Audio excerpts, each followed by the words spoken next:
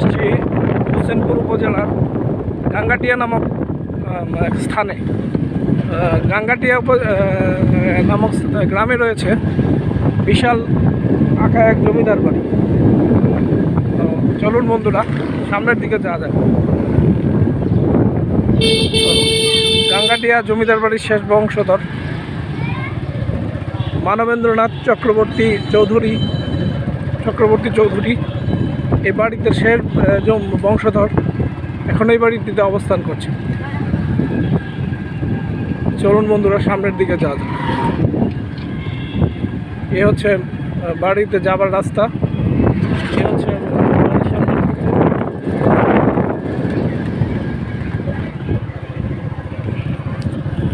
এ হচ্ছে সামনের দিকে হচ্ছে জমিদার বাড়ির যাওয়ার গেট।